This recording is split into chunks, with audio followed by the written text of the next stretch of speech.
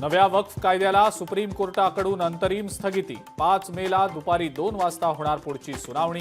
केंद्र सरकारला 7 दिवसात उत्तर देण्याचे निर्देश। पश्चिम महाराष्ट्रात काँग्रेसला मोठा धक्का। माजी आमदार संग्राम थोपटे हे लवकरच भाजपमध्ये प्रवेश करण्याची शक्यता। मुंबई ठाणे वगळता इतर ठिकाणी युती होणं अवघड। शिवसेना नेत्या नीलम गोऱ्हेंचं खळबळजनक वक्तव्य। पुण्यातल्या शिवसेनेच्या सभासद नोंदणी कार्यक्रमात केलं वक्तव्य।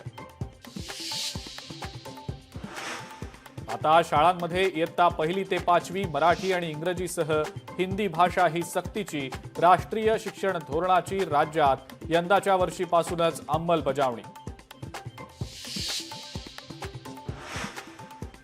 हिंदीची सक्ती खपवून घेणार नाही, राज ठाकरेंचा सरकारला थेट इशारा। दक्षिण भारतातही हिंदी सक्ती करणार का, राज ठाकरेंचा संतप्त सवाल।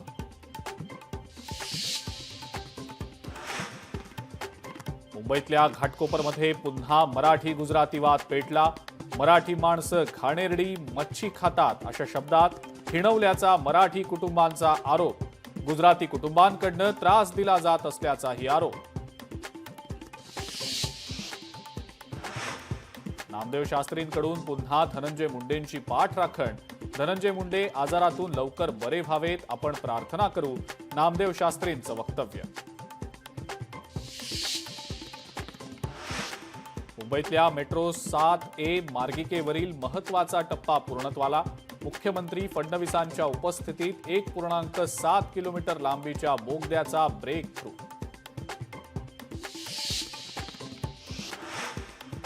आणि सोन्याचा दर आता 1 लाखांच्या उंबरठ्यावर।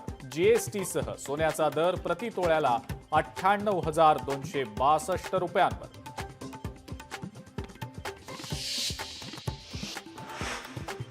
दीनानाथ मंगेशकर रुग्णालयाला तात्पुरता दिलासा मिळाल्याची माहिती। डॉक्टर घैसास यांच्यावरही ठपका नाही।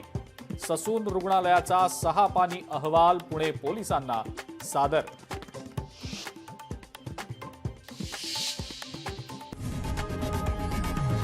लोकशाही मराठी ऐका, पहा, जागरूक रहा।